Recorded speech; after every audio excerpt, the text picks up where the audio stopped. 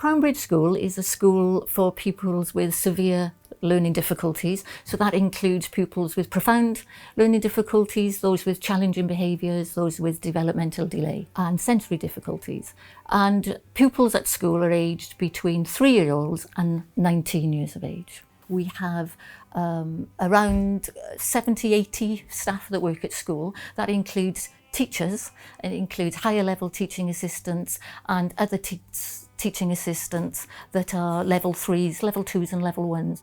Crownbridge curriculum has always been built on the purpose for why the pupils would leave Crownbridge School and the skills and knowledge they'd need when they leave as adults, and to become as independent as possible, to join the community and participate in the community as much as possible. So with the onset of the new curriculum, it was a good opportunity to just look at the purposes of Crownbridge as they've been over the years and just examine those and sort of be curious really about whether we needed to review, refine those and develop them further. And we looked at the pupils that had left recently, whether they had profound and learning difficulty needs or whether they had challenging behaviours. We looked at what futures they had secured, and staff, teaching assistants and teachers were engaged in thinking, what does a successful future for all of our pupils mean?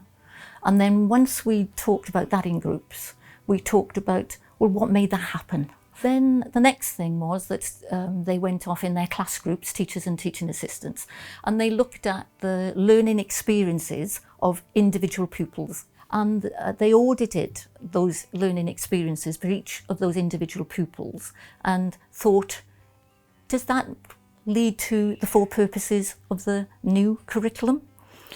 And we reflected on those 4 purposes and whether the successful futures that we'd been considering and planning for up until now could be improved upon, and that would help us then build our curriculum as a whole school. We needed to unpick that long-term progression map and try and look at it in terms of AOLEs. So teachers who had previously been responsible for subjects were now grouped together in terms of AOLE teams. So we started to look at those long-term maps and think, this is the knowledge and skills that we would have guided our teaching up until then. And now we need to look at it and audit. Does it really matter? So with such a wide range of pupil needs, everything we do at Crownbridge has got to fit within the entitlement of the national curriculum, but also recognise their ALN or statement in needs and provide for their individual ALN needs. So for those with more profound and multiple learning difficulties, we will expect to be giving more attention to the experiences to develop their skills with more light touch knowledge as they find that difficult to retain. But for the older pupils who've come from mainstream with emotional and social difficulties, we'd expect to have more knowledge and skills alongside their experiences. So I think the new curriculum to me is accessible for all pupils. This is a purpose-driven curriculum, it's not a target-driven curriculum, so that again sits comfortably with us at Crownbridge School. And it fits very well with the new ALN reform, which is person-centred and asks questions like, is this important to the pupil? So that's their voice.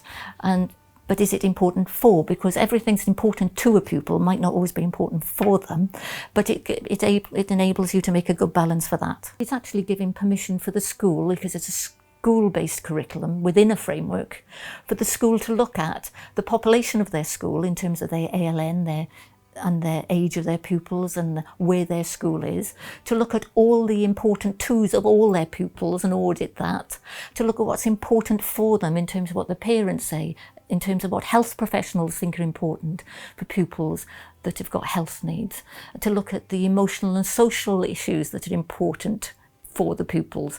So it's a good opportunity for schools to look at all of that to build their own curriculum for their particular profile of pupils. Another avenue that we've pursued is looking at the professional learning of teachers and teaching assistants. So where we are now is we're looking together with teachers at the research and triad working that's been included in the ESTIN curriculum innovation reports, themed reports, and in the professional learning agenda, that can those AOLE teachers now, they've got timetables to visit classes, to look at particular things that we're interested in terms of pedagogy, but also to apply that to any research that they do on those areas and bring it back, and that will inform my strategic plan. For instance, at the moment, we're looking at the engagement level of pupils, and we're looking at how those teachers can come back and provide us with information about how engaging our curriculum is. Are we engaging all the pupils across the spectrum of needs? And are there any gaps and areas that we need to make more engaging for the pupils? The other ones are looking at planning and how that long-term progression journey will now look in terms of medium-term planning and planning in the classroom in the short term. And another group are going to look at those long-term progression maps, and they're going to have some time to look at how far we've deconstructed the ones that we used to have and how we're going to build those in light of being able to get better access to the new national curriculum via the web.